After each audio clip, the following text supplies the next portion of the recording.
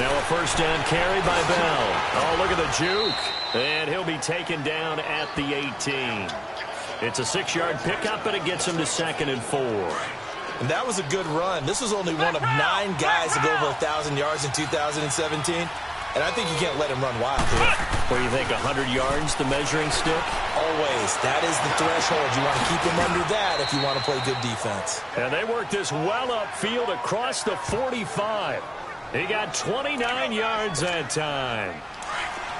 A good grab there by the former Central Michigan man, Antonio Brown. And he ate up some real estate on the catch, too, didn't he? I think the most impressive part of it, though, if there's a chance for him to get the football, even though he was covered. And this is taken in at the 5. It's a big play there for the Steelers. 52 yards. That's a big-time pitch and catch right there. And, partner, I remember the days when quarterbacks would try this. They were holding their breath. But nowadays, they're counting on their receiver to be just a little bit better than the defensive back when it's one-on-one and the ball's in the air like that. That is incomplete. Antonio Brown, the intended receiver. And that'll bring up 2nd down. And as a first-rounder, a lot of eyes on him, a lot of expectations.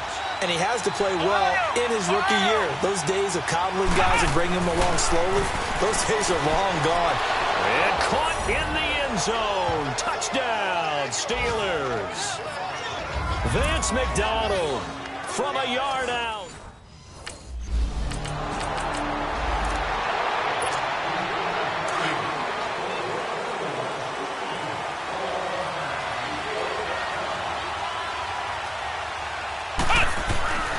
They'll come out throwing here on first down. He's going to go for a big play downfield.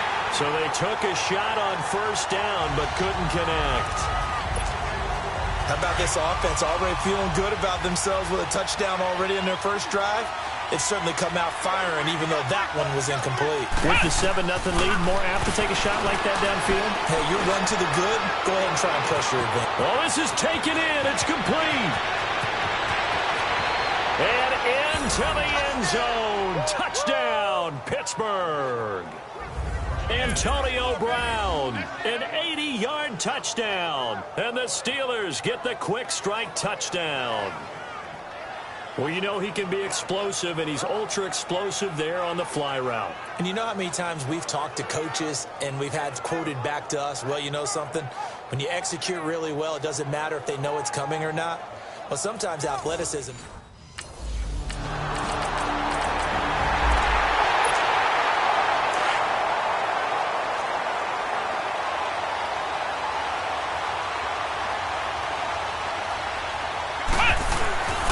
A give to Bell.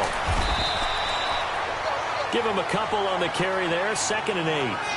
They'd love to just strike back with a touchdown right here, and if it's a long play, so be it. But the main goal, get a couple of first downs, run some plays, run some clock, allow their defense to get a chance to catch their breath, settle down, and relax a little bit after they just gave up a score.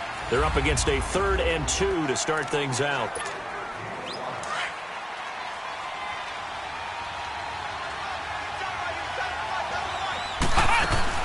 They'll try and run for it with Bell. And they get him down, but not before he takes it across the 40-yard line. A gain of 10, good for a Steeler first down. But Charles, Le'Veon Bell, 26 going on 27, and the shelf life of these NFL running backs seems to be getting shorter and shorter. How long can he go at this torrid pace? Usually we say 30 is kind of the line of demarcation for a running back. But Le'Veon Bell played all 16 games in 2017, takes great care of himself off the field. I think he's got a chance to break through that 30-year-old mark, and in a big way. Fired that one in there, able to make connection on a nice in-route. With those faster passes and they're going that fast, any hesitation as a quarterback that the deflection, if you miss, might be bigger and lead to an in. And he's going to take it in for a Steeler touchdown. Vance McDonald already...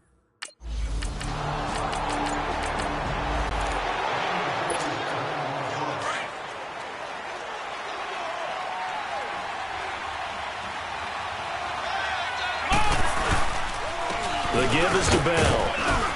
And he's across the 43 extra yards to the 43. Let's talk about football 101 here, because one of the keys to advancing the ball downfield, success on first down. Huge difference, as we know, between 2nd and 4 and 2nd and 8 and 9. Now back to throw. He's going to sling this deep downfield. And that one was nearly picked. Not sure he was accounting for the free safety. Now it brings up 3rd down. You're down 2 touchdowns. You just know defensively you absolutely have to come up with a big play. That nearly was one right there. Looked over at the sideline immediately after the drop and just saw the dejection. They felt it. They thought he had it. Unfortunately, couldn't come up with it. The Steelers offense now, they get ready to head back on the field. They're going to have to go at least 50, 60 yards here if they want to ensure that they don't have to punt the ball like they did last time. Yeah, so what you're saying is we're not playing to just get out of the shadow of your own goal line, right? You're playing to make sure the punter doesn't see the field again. So it's not picking up a couple of first downs. You want to pick up 5 or 6 first downs and make sure you move the ball into their territory. Now they'll throw here out of the gun. Man open left side is Brown. Antonio Brown, kiss him goodbye. The 20. And into the end zone. Touchdown, Pittsburgh. Antonio Brown.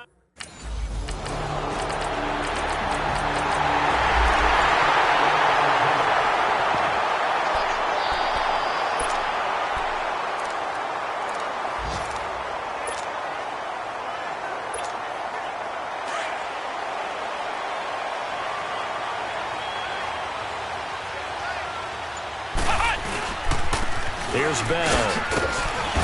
And able to stay on his feet past the 30 to about the 33-yard line. A good run there on first down, and it'll leave them with a 2nd and 2.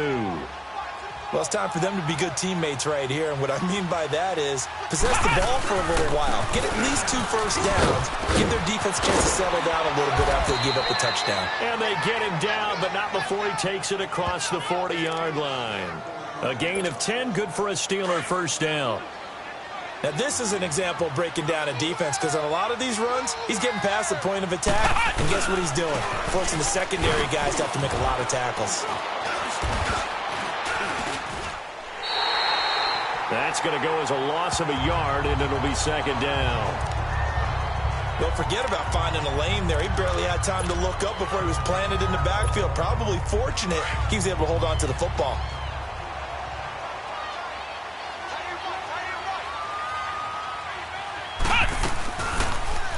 Second down, here's an option right. Call that a loss of 5 yards on the play. And they're going to face an uphill battle here on 3rd and long. Well, we just saw the recipe for success right there. Big body, strong, agile, playing with great leverage in hands. Not really able to be blocked on that play. Close things down inside. Now throwing on 3rd down there, but he can't.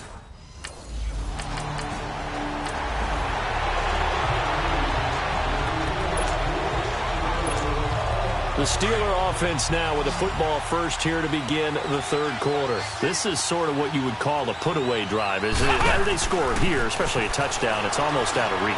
It certainly feels that way, and I think that they're going to call their plays accordingly because what you really want to do, even though you know the scoreboard is still up there and the game's going to go on, you feel like you can take the spirit away from another team, that their drive and will to come back and win can be taken with another score right here. It's still 3rd quarter, but you just get that feel. Yeah, they're teetering right there on the brink, aren't they? Wide open receiver complete. He's been big. 2 touchdowns earlier. Now he's got a first down here. And with that last play, he's now up over that 300-yard mark. And in today's NFL, it almost feels routine. And I hate that when you talk about a 300-yard passing game. To me, 300 yards still signifies excellence, and he's achieved that in this performance. And now running right through it. And he'll have it past midfield almost to the 40 before being taken down. 23 yards on the tuck and run.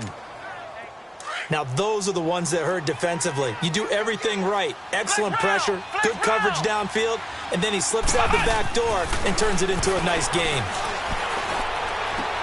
And he fires one that's intercepted. It's the linebacker, Michael Kendricks.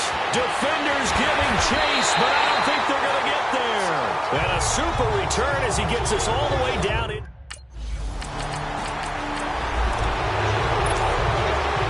Pittsburgh getting set to take the field. And there are parts of their last drive they'd like to emulate. And, of course, they'd like to forget the ending, the interception. But they did put together, Charles, a nice sustained drive to get him down the field. Yeah, and unfortunately for them, the only thing that matters is part two, right? Because once they threw the interception and finished off the drive, that does them no good to go back and say, well, you know, we had a good one going. Finish things off. That's the only way you can get it done. A reminder, 4 more games set to kick off later this afternoon. Chiefs, Chargers, Seahawks and the Broncos, Redskins and Cardinals, and then the Cowboys against the Panthers. And able to get this one all the way up to about the 46-yard line. Give him 9 on the carry that time, and they're set up with a 2nd and 1.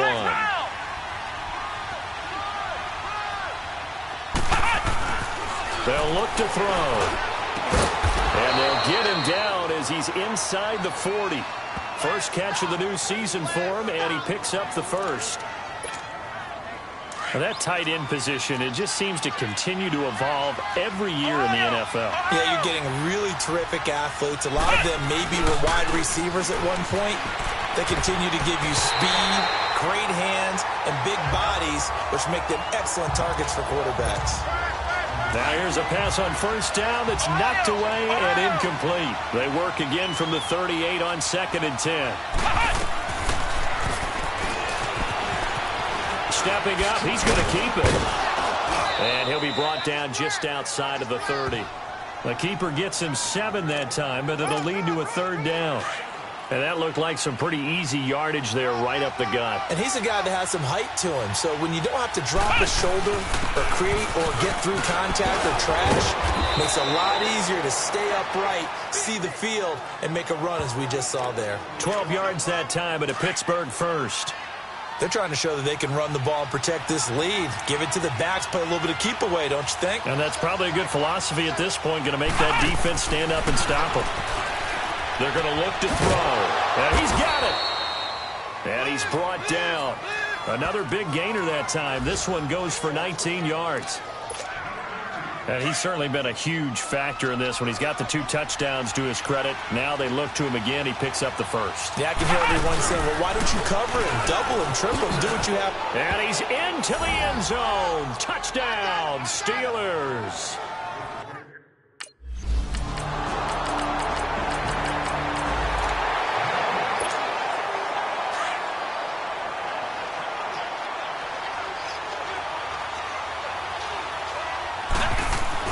From deep in their own territory, they look to throw. On the left side, it's McDonald.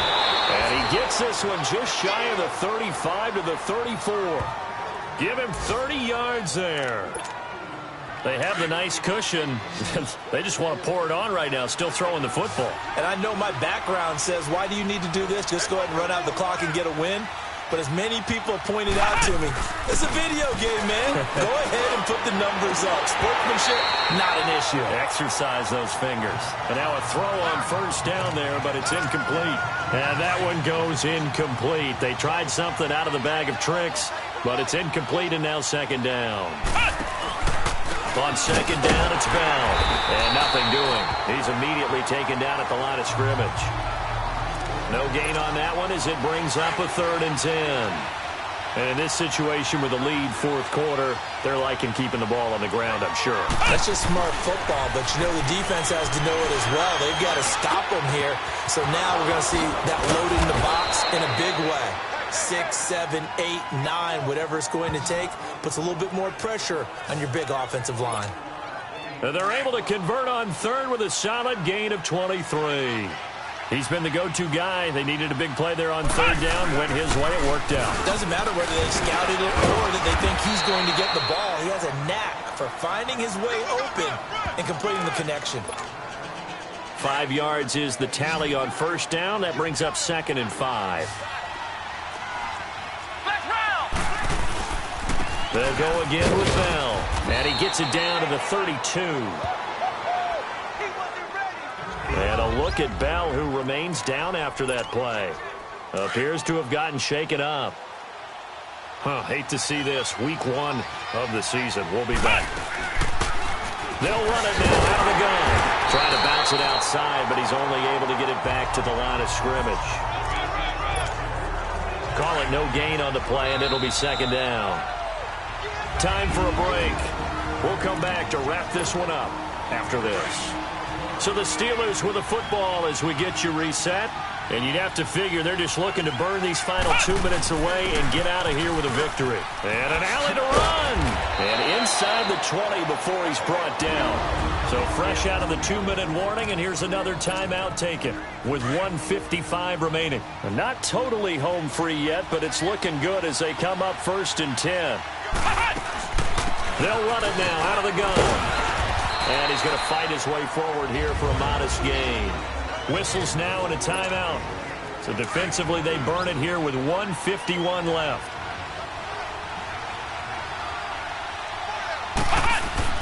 Now it looks like he'll throw here. Steps away to his left. And he can't find anywhere to go with it. And he goes down. And now we're going to get a timeout here called by the defense, as they'll talk it over here before what will be an important 3rd down. Looking to throw. That is caught right at the 10-yard line. And able to get him down, but he does reach the 5. They're able to convert on 3rd down, and that sets up a 1st and goal. If you're going to blitz, likely going to leave you in man coverage with this guy, and that is less than ideal. It is, because just about any offense that has an elite receiver, if you blitz and have him in man coverage, you're going to him, even if he has an elite defender on him, because he usually knows where the ball is before the defender does. And the ball smack dab on the 5-yard line. Here's 2nd and goal. And the knee is taken for the Steelers out of the victory formation. They've been so good on 3rd down all day long. Can they convert another here on 3rd and goal?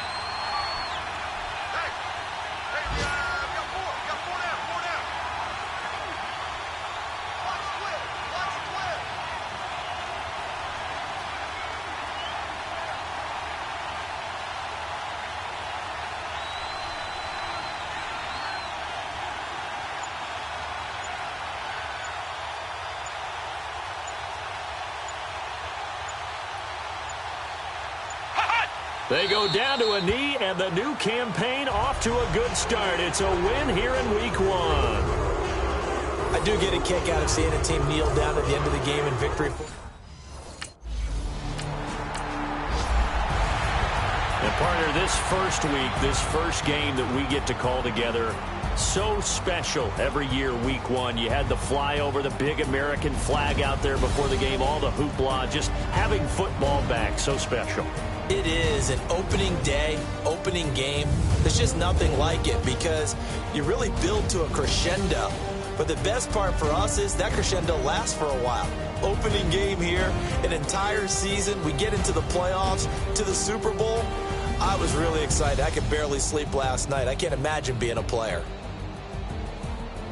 So for Pittsburgh, not much to complain about here. They come in and steal a victory in a tough place to play on a Sunday night. And they'll return home next week to take on the Kansas City Chiefs. Meanwhile, for Cleveland, they obviously fall to 0-1 with the defeat. And they'll try to turn things around next week as they have a matchup in New Orleans against the Saints. And for Charles Davis.